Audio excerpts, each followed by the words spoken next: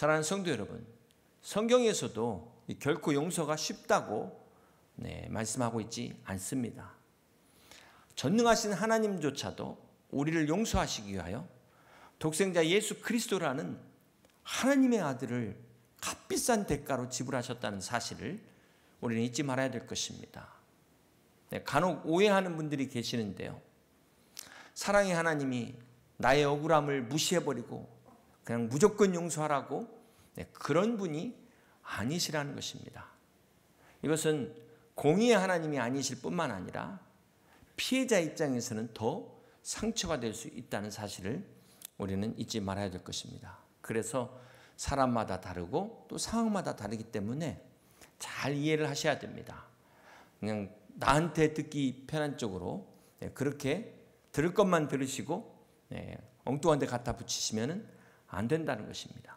대표적으로 구약의 선지자 요나, 하나님은 니느웨 백성을 용서하시겠다고, 하나님이 용서하시겠다는데 자기가 거부하고 그만 정반대인 다시스로 도망갑니다. 그래서 어떻게 됐죠? 고기 뱃속에 들어가게 되잖아요. 그래서 우리는 항상 나가 문제다, 내가 문제라는 사실을 기억해야 될 것입니다. 세상 사람들은 술 먹고라도 푸는데 이 그리스도인들이 도무지 풀질 않아요. 이거 어떻게 해야 될까요?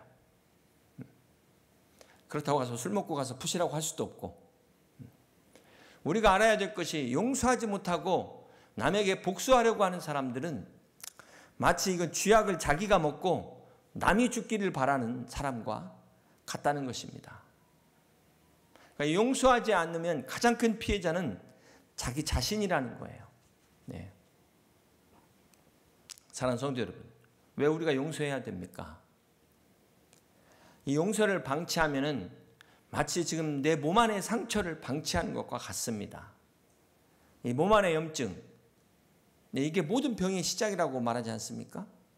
이거 놔두면요, 제때 치료하지 않으면 큰 병으로 갑니다. 암이 될 수도 있어요.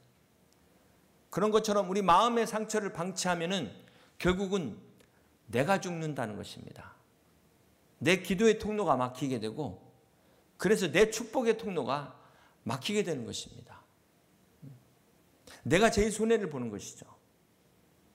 그래서 이 마음의 상처를 절대 그냥 둬서는 안 되는데, 이것을 치유하는 것이 바로 용서라는 것입니다. 이 용서는 바로 나 자신을 위한 것이다. 나 자신을 위한 것. 그래서 빌리그레암 목사님이 이런 말씀을 하셨어요.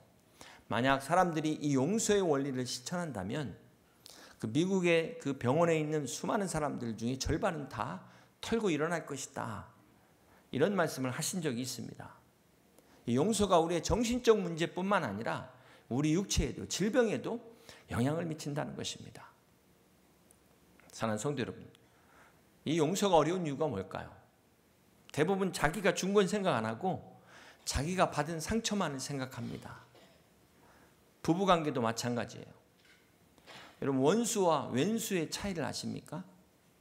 원수와 왼수의 차이가 뭘까요? 원수는 같이 살지 않아도 되는데 이 왼수는 평생 같이 사는 게 왼수입니다. 그래서 평생 왼수라고 그러잖아요. 금술이 좋은 부부의 특징이 부부싸움을 하지 않아서가 아니라 얼마나 용서를 잘하느냐, 여기에 달려있다는 것입니다. 부모와 자녀의 관계도 마찬가지죠. 부모의 용서 없이는 유지할 수 없는 것이 바로 부모와 자녀의 관계인 것입니다. 그렇지 않습니까? 여기 남편과 아내 중에 누가 먼저 용서해야 될까요? 남편 여러분, 누가 먼저 용서해야 됩니까? 아내 여러분, 누가 먼저 용서해야 될까요? 사랑하는 사람이 먼저 용서하는 겁니다. 물론 서로 용서를 해야 되겠지만 네가 먼저 해, 네가 먼저 아니라 사랑하니까 사랑하는 사람이 먼저 용서하는 것입니다. 여러분, 이 용서가 힘든 이유 중에 하나가 참 기준이 모호해요. 애매모호합니다. 한번 생각해 보세요. 여러분, 용서해 줄 때 어떤 기준으로 용서하십니까? 에이, 뭐 그냥 용서했지 뭐. 오늘 기분 좋은 일이 있으니까 그냥 용서해 주자. 기준이 없는 거예요. 이건. 네, 그러다 보니까 이렇게 기준이 모호하다 보니까 참 용서가 힘든 겁니다. 네, 이 진짜 용서인지 아닌지 구분이 안 되는 거예요. 참된 용서를 더 어렵게 만든다는 것입니다. 또 우리가 용서를 구하는 입장에서 알아야 될 것이 내가 사과한다고 해서 그 사람의 상처가 없어지는 게 아니죠. 진정한 용서는 상대방이 받은 그 상처를 치유하는 용서가 돼야 된다는 것입니다. 그러기 위해서는 어떻게 해야 될까요? 진정한 반성이 있어야 된다. 진정한 회개가 없는 어설픈 용서는 용서가 아니라 오히려 더 큰 상처를 줄 수 있다는 것입니다.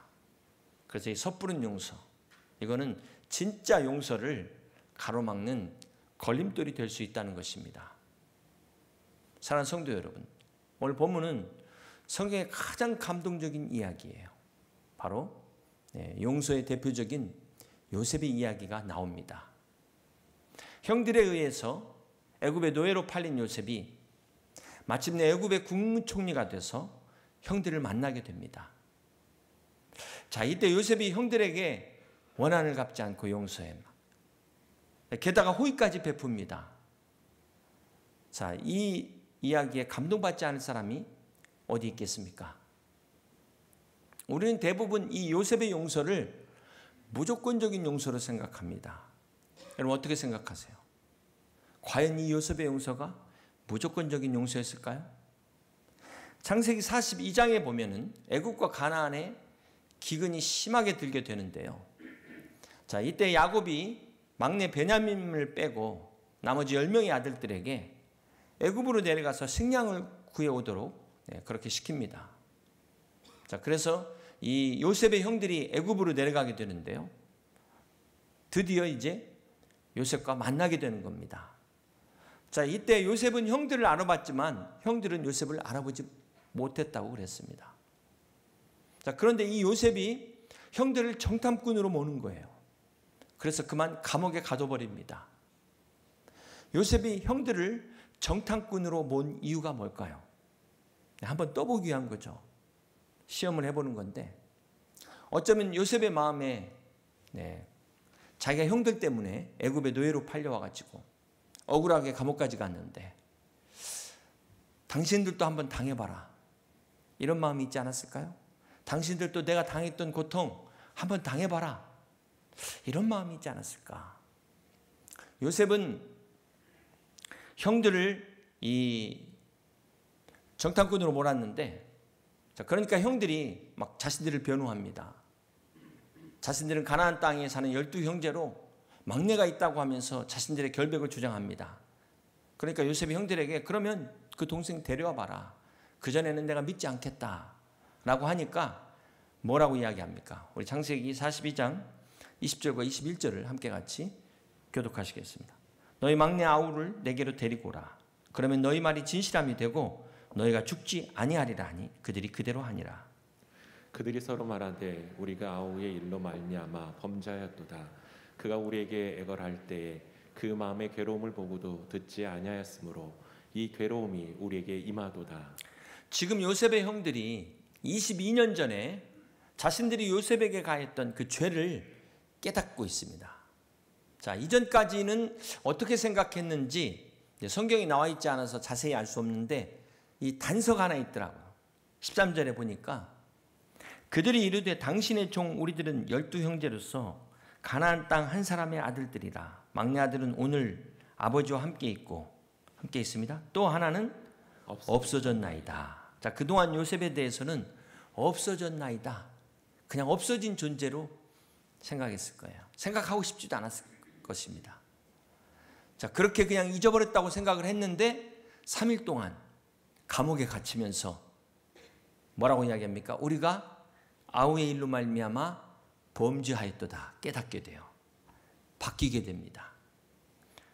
지금 형들은 자신들의 죄 때문에 벌받고 있구나. 자, 이렇게 생각하게 된다는 것입니다. 이뿐만 아니죠. 창세기 44장에 보면은 요셉이 형들에게 양식을 줘서 이제 보냅니다. 그런데 이번에는 베냐민의 자루에다가 은잔을 숨겨가지고 베냐민을 도둑으로 모는 거예요. 자, 이 일로 베냐민만 자신의 종으로 삼고 나머지는 다 돌려보내겠다. 그러니까 형들이 어떻게 반응합니까? 우리 창세기 44장 22절에 보니까 우리가 내주께 말씀드리기를 그 아이는 그의 아버지를 떠나지 못할지니 떠나면 그의 아버지가 죽겠나이다. 지금 유다가 형들을 대신해서 간곡하게 간청을 합니다. 우리 30절과 31절을 교독하시겠습니다. 아버지의 생명과 아이의 생명이 서로 하나로 묶여 있거늘 이제 내가 주의 종 우리 아버지에게 돌아갈 때 아이가 우리와 함께 가지 아니하면 아버지가 아이의 없음을 보고 죽이리니 이같이 되면 종들이 주의 종 우리 아버지가 흰 머리로 슬퍼하며 스올로 내려가게 함이니이다. 자, 예전에는 요셉을 시기하고 질투했던 형들입니다. 요셉을 죽이려고 했던 형들이 지금 변했다는 것을 알 수가 있죠. 32절과 33절을 계속해서 교독합니다.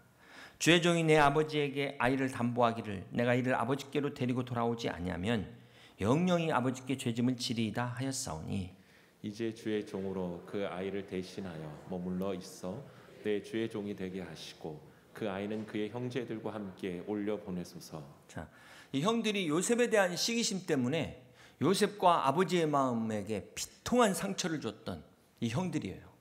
네.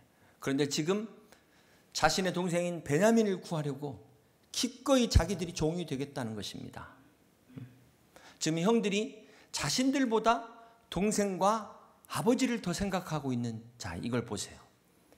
이것이 진정한 회개의 모습이라는 것입니다. 네. 말로만 회개하는 게 아니죠. 네. 자, 유다가 이렇게 애원하는 동안 요셉은 나머지 형들의 표정을 살폈을 거예요. 그리고 그 형들이 같은 마음이었을 것이라는 것을 느꼈을 것입니다. 네. 여러분, 벤허가 유다의 자손이라는 뜻입니다. 예수님이 유다의 자손으로 오셨는데 그 이유가 오늘 본문에 나와요.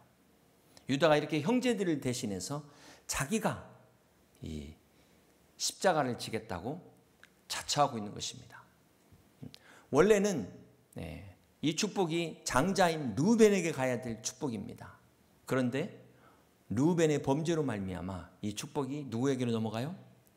유다에게로 넘어갑니다.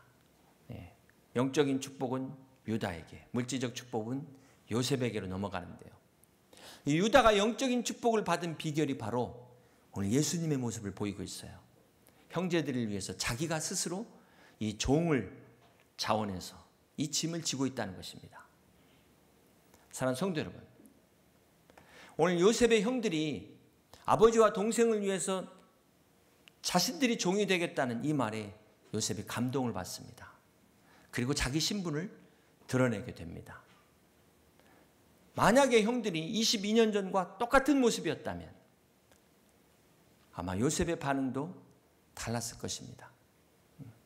그러나 형들의 변화된 모습, 이 모습을 보는 요셉, 그동안 억누른 감정을 참지 못하고 눈물을 흘리면서 자신의 정체를 비로소 형들 앞에 밝히게 됩니다. 사실 요셉은 형들을 처음 만난 순간에 자신의 정체를 밝히고 싶었을 거예요. 그런데 왜 밝히지 않았을까요? 요셉은 바로 형들의 진실한 모습을 보기 원했을 것입니다. 자, 여기서 우리는 요셉의 용서가 무조건적인 용서가 아니었다는 것을 알 수가 있습니다. 물론 요셉이 형들에게 복수하지 않았습니다. 그렇다고 해서 무조건 용서해 준 것도 아니었다는 것입니다. 오늘 우리가 함께 본 본문 창세기 50장은 그 아버지 야곱이 죽었을 때 요셉의 형들이 자신들에게 복수할까 봐 두려워서 요셉에게 다시 용서를 구하는 내용입니다. 우리 15절부터 18절까지를 함께 같이 교독하시겠습니다. 요셉의 형제들이 그들의 아버지가 죽었음을 보고 말하되 요셉이 혹시 우리를 미워하여 우리가 그에게 행한 모든 악을 다 갚지는 아니할까 하고 요셉에게 말을 전하여 이르되 당신의 아버지가 돌아가시기 전에 명령하여 이르시기를 너희는 이같이 요셉에게 이르라 내 형들이 내게 악을 행하였을지라도 이제 바라건대 그들의 허물과 죄를 용서하라 하셨나니 당신 아버지의 하나님의 종들인 우리 죄를 이제 용서하소서 하며 요셉이 그들이 그에게 하는 말을 들을 때 울었더라. 자, 여기 야곱의 그 유언의 핵심이 용서라는 것입니다. 용서에 대해서 이야기를 하는데요. 이 형들이 지금 요셉에게 직접 용서를 구합니다. 다시 용서를 구하는 거예요. 아버지가 돌아가시니까 혹시나 자기들에게 해를 끼치지 않을까. 자, 그런데 이 요셉이 이 형들의 말을 듣고 반응이 뭐라고 나와 있습니까? 울었다 이렇게 나와 있어요.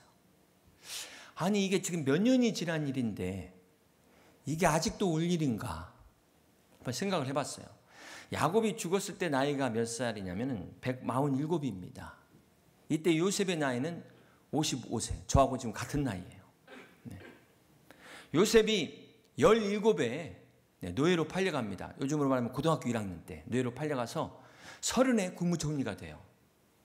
그리고 나서 이 형들을 다시 만난 때가 몇 살이냐면 대략 38에서 39입니다. 그러니까 이게 몇 년 전이 될까요? 지금 아버지가 죽었을 때면 몇 년 전이 될까요? 대략 16년 전 일이에요. 16년 전 일. 16년 전에 이미 용서한 일이에요. 그리고 자기가 총리가 된 지는 이미 25년 전 일이에요. 그런데 이 일로 인해서 형제들이 다시 용서를 구할 때 요셉이 울었다는 겁니다. 이건 무엇을 말할까? 요셉이 아직도 이걸 잊지 못했다는 것을 의미합니다. 그럼 요셉이 이걸 아직도 정리하지 못했단 말인가요? 네. 요셉이 이렇게 뒤끝이 쩌는 사람이었을까? 요셉의 심경이 얼마나 복잡했을까요? 여러분. 자, 요셉이 용서를 했어도 그동안 요셉이 당한 고통, 그건 결코 없어진 게 아닙니다.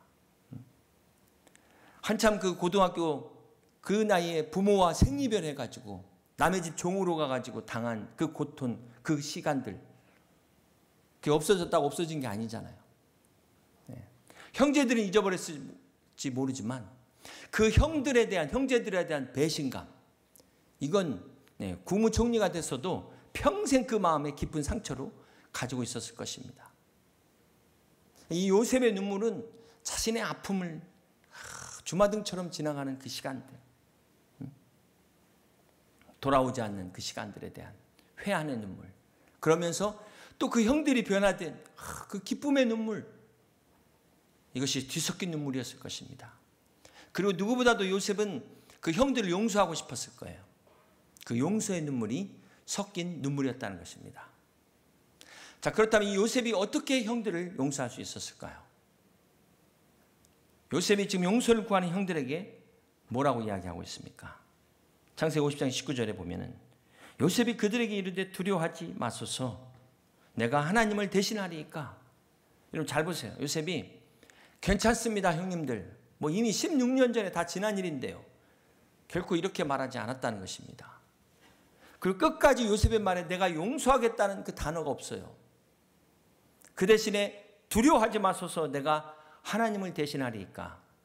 하나님의 섭리를 이야기하고 있다는 것입니다. 계속해서 20절과 21절 함께 읽어볼까요? 당신들은 나를 헤아려 했으나 하나님은 그것을 선으로 바꾸사 오늘과 같이 많은 백성의 생명을 구원하게 하시려 하셨나니. 당신들은 두려워하지 마소서 내가 당신들과 당신들의 자녀를 기리이다 하고 그들을 강국한 말로 위로하였더라. 자, 여기 요셉이 이렇게 직접적으로 용서한다는 말은 하지 않았지만 이미 요셉은 용서했다는 사실을 알 수가 있습니다. 사랑하는 성도 여러분, 우리가 용서합니다. 꼭 이 말이 중요한 것은 아니에요. 실제로 용서를 하는 것이 더 중요한 것입니다. 용서했다고 말로는 그래 놓고 여전히 마음 가운데 용서가 안 된다면 이게 더 큰 문제라는 것입니다. 사랑하는 성도 여러분, 오늘 요셉이 형들의 악행을 용서할 수 있었던 비결은 그가 마음이 넓어서가 아니라는 거예요. 지금 요셉의 도덕성과 윤리를 이야기하는 것이 아니라는 것입니다. 오늘 요셉은 연약한 인간이었어요. 그렇지만 당신들은 나를 헤아려 하였으나 하나님은 그것을 선으로 바꾸사 오늘과 같이 많은 백성의 생명을 구원하게 하려고 하셨다. 하나님의 섭리를 깨달았다는 것입니다. 이것이 바로 요셉의 용서의 비결이라는 거예요. 그렇습니다. 사랑하는 성도 여러분, 우리가 용서하기 위해서 도 닦고 마음을 넓히라는 것이 아니라 오늘 하나님의 섭리를 깨달을 때 우리가 이 요셉의 용서를 이해하게 되는 것입니다. 그러면서 요셉은 자기 자녀의 이름을 첫째를 낳고 므낫세라고 이름을 줬어요. 므낫세의 뜻이 뭘까요? 창세기 41장 51절을 보십니다. 요셉이 그의 장남 이름을 므낫세라 하였으니 함께 있습니다. 하나님이 내게 내 모든 고난과 내 아버지의 온 집을 잃어버리게 하셨다 하며 내 아버지의 온 집 일을 잊어버리게 하셨다. 요 므낫세의 뜻이 다 내 고통을 하나님이 잊게 하셨다. 자, 요셉이 진정으로 용서했다는 것을 그 므낫세 아들의 이름을 통해서 알 수 있게 됩니다. 자, 그 요셉에게 진짜 축복이 부어지게 되는데 52절 계속해서 봅니다. 차남의 이름을 에브라임이라 하였으니 함께 있습니다. 하나님이 나를 내가 수고한 땅에서 번성하게 하셨다 함이었더라. 그렇습니다. 이 므낫세의 용서를 경험한 요셉에게 하나님께서 에브라임의 축복, 번성의 축복을 부어 주셨습니다. 사랑하는 성도 여러분, 오늘 저와 여러분에게 이 므낫세의 이 모든 고통들을 다 잊게 하는 용서의 은혜가 가득하시길 주님의 이름으로 축복합니다. 그리고 이 용서를 받은 자들에게 주시는 에브라임의 축복, 진정한 번성의 축복이 여러분 안에 가득하시길 주님의 이름으로 축복합니다. 중요한 것은 이 순서가 므낫세를 통해서 이루어진다는 사실을 잊지 마세요. 결론적으로 요셉의 용서는 무조건적인 용서가 아니라는 것입니다. 요셉의 용서에는 먼저 형들의 변화된 모습이 있었다는 것입니다. 그리고 무엇보다도 요셉이 이 모든 일을 하나님의 섭리로 볼 수 있는 그런 믿음이 있었다는 사실입니다. 사랑하는 성도 여러분, 오늘 우리 인생도 마찬가지예요. 우리가 우리 인생을 믿음 안에서 큰 그림을 볼 수 있기를 주님의 이름으로 축복합니다. 자, 그렇게 될 때 지금 고난이라는 내 현재의 이 삶도 하나님의 큰 그림에서 볼 때 이 퍼즐 조각이 맞춰지는, 그래서 하나님의 관점으로 바라봐야 된다는 거예요. 그럴 때 용서할 수 없는 이 사람조차도 용서할 수 있는 힘이 생기게 되는 것입니다. 이것이 바로 요셉의 믿음이었어요. 자기 삶에 하나님의 섭리를 깨달은 요셉은 이렇게 도저히 용서할 수 없는 형들을 용서할 수 있게 된 것입니다. 사랑하는 성도 여러분, 오늘 우리도 마찬가지입니다. 우리 인생도 여러분 가운데 어떠한 고난, 어떠한 실패, 용서할 수 없는 그 환경일지라도 이 모든 것이 합력하여 선으로 바꾸시는, 역사하시는 하나님을 믿을 때 우리도 요셉과 같은 신앙이 될 수 있다는 사실을 잊지 마시길 바랍니다. 로마서 8장 28절이 말씀합니다. 우리가 알거니와 하나님을 사랑하는 자, 곧 그 뜻대로 부르심을 입은 자들에게는 모든 것이 합력하여 선을 이룬다고 말씀하고 있습니다. 그러므로 사랑하는 성도 여러분, 원수가 어떤 공격으로 마귀가 우리를 넘어뜨려 한다 할지라도 어떤 사단의 공격에도 우리를 결단코 하나님의 사랑에서 끊을 수 없는 오늘 하나님의 섭리를 믿는 여러분 되시길 주님의 이름으로 축복합니다.